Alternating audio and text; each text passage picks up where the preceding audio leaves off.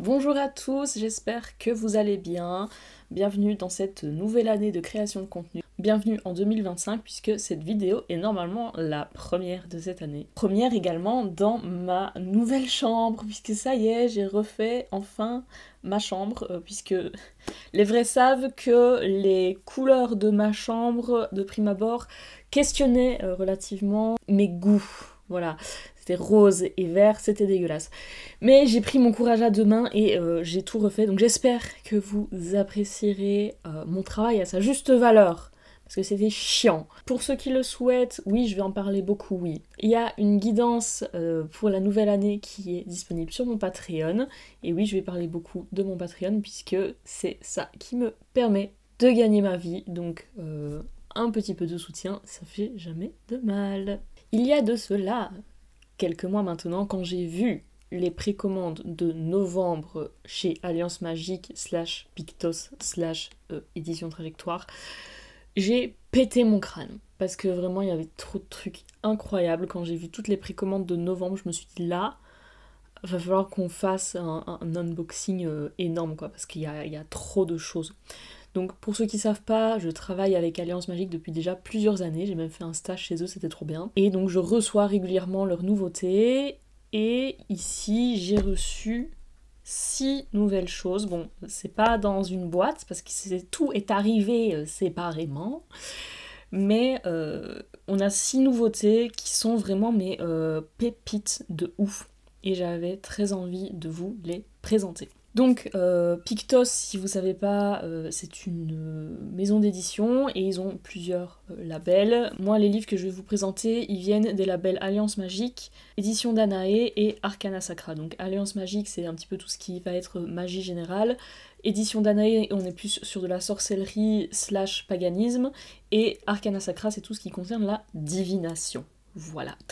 Il faut sachez que ça fait plusieurs semaines que j'ai les bouquins pour certains et je ne les ai pas ouverts. J'ai un petit peu feuilleté vite fait, mais je me suis fait violence pour ne pas lire le résumé parce que je voulais vraiment qu'on découvre ça ensemble. Moi, ce que je propose, c'est qu'on commence d'abord par Alliance Magique, puis Édition Danae, et qu'on termine avec les 2 oracles que j'ai reçus de chez Arcana Sacra. De toute façon, vous n'avez pas le choix puisque c'est moi qui dirige cette vidéo. Donc désolé si vous voulez faire ça dans un autre ordre, ce sera ainsi et point final. On commence donc. On a les 2 petits ouvrages de chez Alliance Magique. On commence par Manuel de magie rituelle. Leçons et exercices pour apprendre seul par John Michael Gear, Carl Vaughan et Earl King Jr. Je pense que ça doit être un classique en tout cas dans la littérature, non, dans la witchosphère anglophone.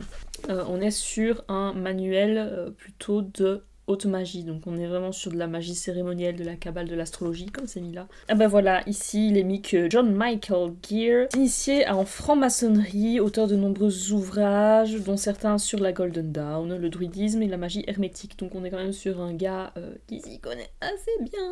Et Carl Vaughan est une praticienne, oh c'est une femme, let's go expérimentée de magie rituelle, magie de l'esprit des plantes, donc on est quand même sur de la grosse magie, t'as vu? Donc moi je sens que... En fait, le truc, c'est que je suis très partagée entre... J'adore les trucs qui sont très ritualisés, très normés, très ancrés dans le truc, en mode genre c'est waouh, tu vois, ça peps, c'est incroyable. Et en même temps, la simplicité est gage aussi de qualité, parce qu'en général, au plus c'est simple, au plus c'est accessible et au moins il y a de marge d'erreur entre guillemets. C'est tout un processus de réflexion, etc. Du coup je suis souvent très partagée, mais je pense que ce petit livre va être sympa. Déjà j'aime trop la couverture, je la trouve grave mignonne. Et on est au niveau de la maquette, on est sur une maquette assez simple, hein. C'est du noir et blanc, voilà, merci bisous. J'ai déjà vu qu'il y avait plein de trucs sur la cabale, etc. Au niveau du sommaire, voilà, vos premiers pas en haute magie. Donc clairement, c'est de la magie cérémonielle, ça va être du je me fais péter le ciboulot, quoi. C'est vraiment l'idée. Pouvoir de la dualité, macrocosme et microcosme. Vraiment, je pense que c'est un livre pour te faire péter le cerveau. Ce genre de truc que moi j'adore, mais En général, les gros grimoires que je vais lire, c'est souvent des traités qui datent du 17, 18, 19e à la limite. On est sur un livre de 2004, donc quand même un peu plus récent. Même si je pense que de 2004 à 2025, il y a déjà beaucoup de choses à revoir et qui ont changé dans notre monde. Mais c'est un peu plus récent, donc c'est cool. Le voile du sanctuaire, la clé de la conscience, les moyens de la magie, magie et vie quotidienne. Ça c'est intéressant parce qu'en haute magie, parfois c'est pas toujours le cas. Donc hâte d'en découvrir plus. Du coup voilà, si vous avez envie de vous faire péter le cerveau mais que ça reste relativement accessible, je pense que ce livre peut être pas trop mal. Restez connectés pour une review complète, bien sûr. Et on va passer à la protection contre magie de Jason Miller. Manuel de défense en sorcellerie. Pareil, j'aime trop la couverture, mais de toute façon, les couvertures Alliance Magique sont toujours très agréables au toucher. Voilà, un peu d'ASMR, c'est bon, ok, super. Et il faut sachez que, faut que j'arrête de dire ça, je n'ai jamais trouvé de livre sur la protection qui valait vraiment énormément la peine. On avait quand même purification et protection en houdou qui était pas mal, mais ça restait quand même voilà, axé très houdou. Donc ici, à voir, et vraiment quand j'ai vu celui-là, je me suis dit celui-là, banger absolu. Donc s'il vaut la peine, je vous le dirai, mais je trouve que on a peu de livres qui sont vraiment consacrés uniquement à la protection. On avait déjà la purification par Arnaud Tully, mais la protection, moi tout ce que j'ai vu dans des trucs de protection, c'était très les anges, une magie très chrétienne, et moi ça me parle pas. Donc j'espère ici que c'est peut-être un peu moins chrétien. Bon, ça a l'air quand même très magie, mais on va pouvoir, je pense, s'inspirer de pas mal de choses. Je crois que ça va être assez cool. Pareil, on est sur une maquette qui est assez simple. Et pour le sommaire, déjà on commence par reconnaître une attaque, ce qui, je trouve, est plutôt pas mal. Franchement, c'est quand même la base. Donc identifier les attaques, etc., les pratiques quotidiennes. Pas mal de trucs que je connais pas encore très bien, donc ça va être sympa, je le sens. On a même les différentes sources d'attaques, donc ça, je pense que banger, très intéressant. Puis on a les différents types de protection. Merci. Parce que c'est hyper important de comprendre que protéger, on peut protéger plein de choses, on peut protéger de plein de manières différentes, on peut protéger de plein de mots différents, que je répète dans ma vidéo sur la protection sur Patreon, voilà, encore une fois, placez-le s'il vous plaît. Je vous dis que je fais un super travail, sachez-le. Protection personnelle, protection pour la maison, donc déjà 2 types de protection hyper importants. On va parler de tous les esprits et serviteurs, donc un côté un peu plus astral, un peu plus entité, énergétique, tout ça, pas mal.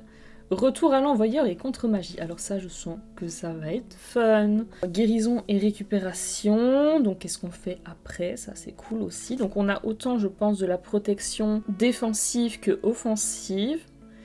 Des trucs plutôt passifs et des trucs plutôt actifs. Donc moi, franchement, c'est un livre qui me parle bien.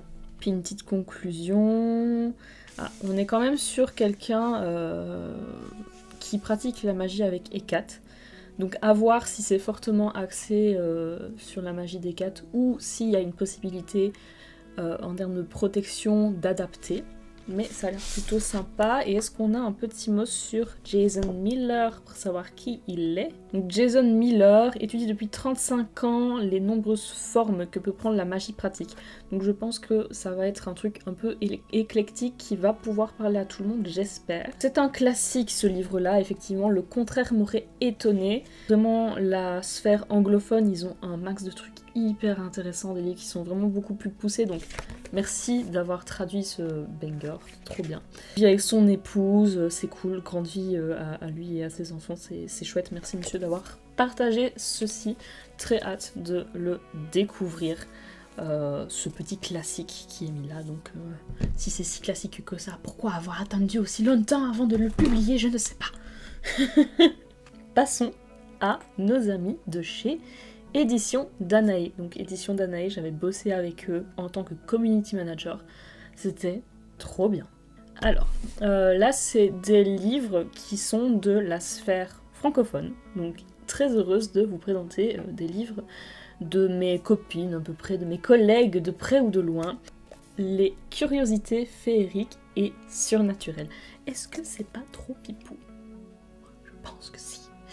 Donc, illustré par Océane Laïsouk, qui est une illustratrice que je connais puisque j'avais déjà vu son travail.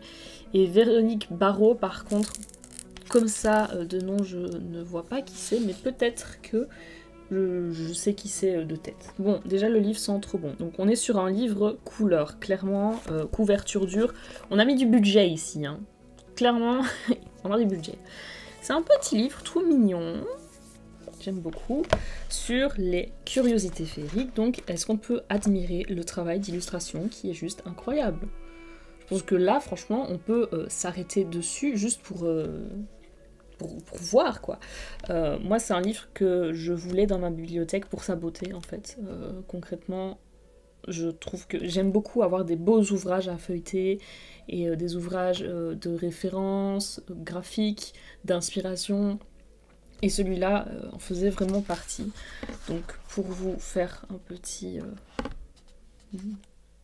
visuel rapidos, on est sur voilà, les mythes et légendes. Donc vous avez vu, on a le griffon, ici le géant, le feu follet. Donc je ne vais pas vous les faire tous par respect pour le travail de l'autrice et de l'illustratrice. Mais vraiment, il est magnifique. Le dragon là est trop beau. Donc on est sur un magnifique travail à l'aquarelle, si je dis pas de bêtises.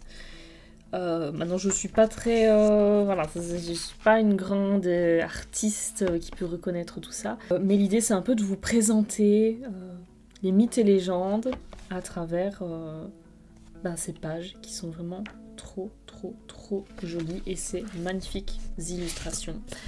Donc on est vraiment voilà, sur de la présentation de mythes et légendes. Et je trouve ça trop chouette parce que j'ai pas l'impression qu'on en ait beaucoup aussi des livres dans ce style.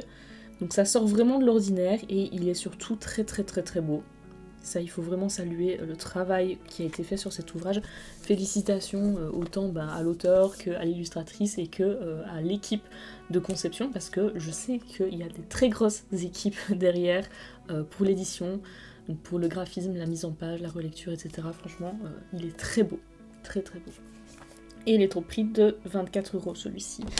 Et pour les deux autres, on est sur 23,95 pour protection et magie et sur 25 pour le manuel de magie rituelle. Vous avez les informations.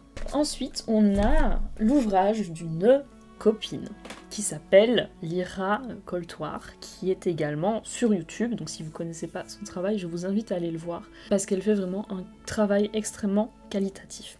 Et notre petite Lyra, elle a écrit un petit précis de cuisine magique.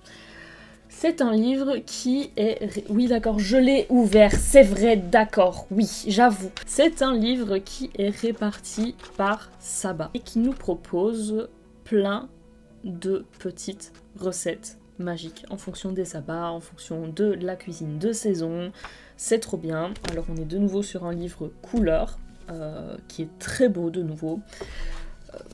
Avec une très jolie maquette que j'aime beaucoup. Alors moi ce que j'adore avec Lyra, c'est que vraiment tout est sourcé au maximum. Enfin, vous voyez, il y a plein de petites notes partout.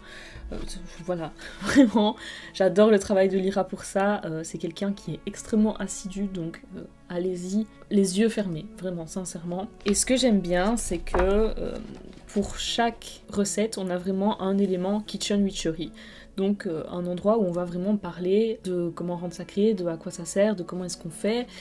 Et ça c'est trop bien quoi. Et elle avait écrit déjà un autre livre sur les champignons qui était déjà absolument génial. Donc c'est vraiment empli de magie et c'est vraiment le type de livre qui est super si vous souhaitez intégrer votre magie, sorcellerie dans votre quotidien et là typiquement dans la cuisine. Donc vraiment bravo Lyra pour ce second bébé il me semble. Il est super beau et très inspirant. Et vraiment il est gros quoi. Je sais pas combien de recettes on a dedans mais franchement petit, je suis pas sûre qu'il soit si petit que ça ce précis de cuisine. Passons à nos amis de chez Arcana Sacra et là de nouveau on est sur des ouvrages français. Dans un premier temps on va d'abord commencer par l'oracle alchimique rock'n'roll de Iriadel. Alors, j'avais déjà un oracle d'Iriadel qui est celui de la déesse sombre, qui est un oracle il est juste génial, il me parle énormément. Et pareil, on était sur des illustrations de Gulliver l'aventurière. Gulliver l'aventurière est hyper douée, elle a vraiment un style qui est très reconnaissable, donc moi j'aime beaucoup son travail. Et let's go quoi. Alors pour le coup, je l'ai vraiment pas ouvert. J'ai vu des photos sur Instagram, mais je ne l'ai pas ouvert. Ça c'est beau. Moi, ce que j'aime toujours dans les oracles Arcana Sacra, c'est que vraiment, on a une qualité de packaging qui est incroyable. Petit livret d'explication. Et on a notre jeu de cartes qui est juste ici. C'est très beau. J'aime beaucoup l'arrière des cartes. Il est magnifique. Donc on est sur une taille de carte à peu près la même chose, comme d'hab. Et regardons ça ensemble. Donc carrousel, munitions, l'âge d'Horus, esclave, tuer Dieu, jumeaux. Ok, je pense que c'est un oracle qui pète bien sa mère. Sacré, passion, la reine, sacrilège. Je pense qu'on est sur quelque chose vraiment très souveraineté personnelle, beaucoup de travail sur soi. J'aime beaucoup, beaucoup. On va regarder ce qu'on nous dit ici. Explorer un chemin de transformation personnelle au sein duquel chaque carte est une porte vers la réalisation de soi. Qu'est-ce que j'avais dit? Donc on est sur un oracle de 40 cartes avec le livret explicatif qui est très beau aussi. J'aime beaucoup. Et je pense que... Ouais, il est rock'n'roll à mon avis. Il est bien rock'n'roll. Je pense qu'il porte son nom, je le sens rien qu'à son énergie. C'est une dinguerie. Embrasé par la magie de la musique, cet oracle décoiffant vous plonge dans une aventure divinatoire inédite en transmutant le métal musical en or alchimique. Alors je pense que c'est un oracle pour ma meilleure pote Pauline. Je pense pas qu'elle regarde mes vidéos, mais le jour où je vais lui montrer, je crois qu'elle va péter son crâne. Ah ouais, il est très beau. Et il est très... il a du caractère, ça se voit, ça se sent. Je ne vais pas vous faire le plaisir de me faire lyncher en vidéo là tout de suite. Mais potentiellement un jour, qui sait. Ah ouais, il déglingue complètement en fait. Hein. Moi j'aime beaucoup. Hyper beau travail, j'ai hâte de l'utiliser. Et le dernier oracle qu'on a, complètement, mais rien à voir en termes d'énergie. Donc là on est sur un truc bien dark, bien je vais vous péter les genoux. Et on va passer au petit oracle de la parfumerie magique de Dimoun Salvik et Alana Tilia. Donc Tilia qui était ma marraine. Donc c'est deux personnes que je connais bien et que je côtoie de temps en temps. Bon, surtout Tilia du coup, Dimoun un peu moins. Mais Dimoun il avait déjà écrit le livre sur la parfumerie magique. Alors celui-là pareil, je l'ai pas encore ouvert, mais j'ai vu des photos sur Instagram bien évidemment puisque je suis les deux auteurs.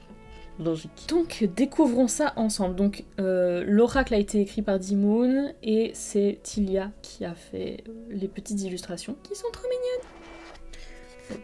Petite boîte carrée. Oh, regardez. Aqua Vitae. C'est très beau. Ça me rappelle une fois où on avait dû designer des flacons de parfum pour un cours d'histoire de l'art quand j'étais en secondaire. C'était trop bien. J'avais trop aimé. Donc on a notre petit carnet qui est super mimi. J'adore le travail d'aquarelle du fond. C'est vraiment très beau. Ah bah regardez, ils sont là. Mes copains. Est-ce qu'ils sont pas trop mignons? J'adore. Trop mignons. Et alors, découvrons ces petites cartes. On est sur un oracle de 32 cartes. Découvrons un petit peu plus ce thème ensemble. Le dos des cartes, pareil, j'aime beaucoup. Et c'est sympa, ce petit format carré, c'est assez original, c'est cool. Je vais pas le... Voilà, mais je voulais tester la prise en main, vous voyez. Donc, l'essai, l'alambic, Catherine de Médicis... L'eau de Cologne, les fèbes, le flacon de parfum, l'orgue du parfum.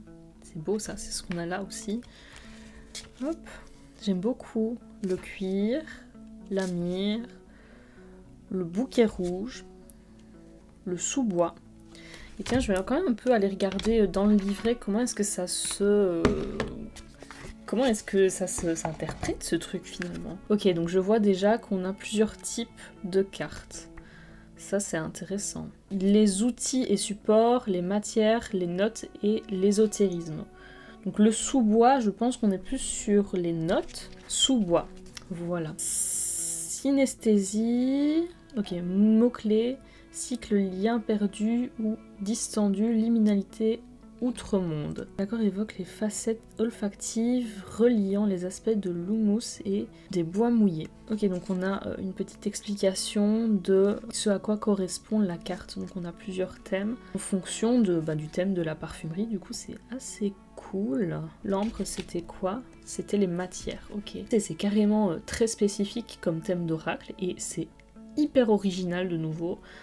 Je trouve ça vraiment trop cool. On a même des idées de tirage de cartes. C'est très spécifique et moi j'ai trop hâte de découvrir vraiment plus en profondeur les thèmes que l'auteur et que l'illustratrice nous transmettent. Par contre, petite difficulté, c'est que... Ah ok, je viens de capter un truc. En fonction du thème de la carte, le fond est différent. Le bleu, on était sur les outils et supports. L'orange, on est sur les matières. Le vert... Hop là, je vais le mettre là. Le vert sur les notes. Et le violet sur tout ce qui est ésotérique. Ça, c'est un peu plus facile quand même pour les retrouver dans le carnet, parce que je me dis, une fois qu'on a tout mélangé, vu qu'on n'a pas de numéro de carte, ça peut être un peu compliqué des fois de retrouver la carte dans le carnet. Mais étant donné que c'est trié en 4 parties, ça me paraît un peu plus facile pour se repérer.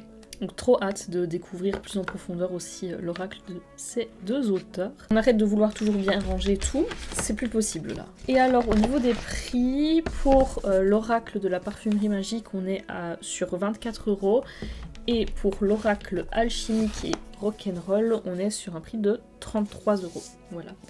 J'espère que cette petite première découverte vous a plu. N'hésitez pas à me suivre sur les autres réseaux pour en savoir un peu plus. J'en parlerai peut-être en story, peut-être en post Instagram, je ne sais pas encore. Mais ce qui est certain, c'est que je vais très sûrement en reparler. Merci beaucoup d'avoir regardé cette vidéo. N'hésitez pas à aller faire un tour sur le Patreon. Je vous fais plein de bisous et je vous souhaite encore une très bonne année. A très vite pour de nouvelles aventures.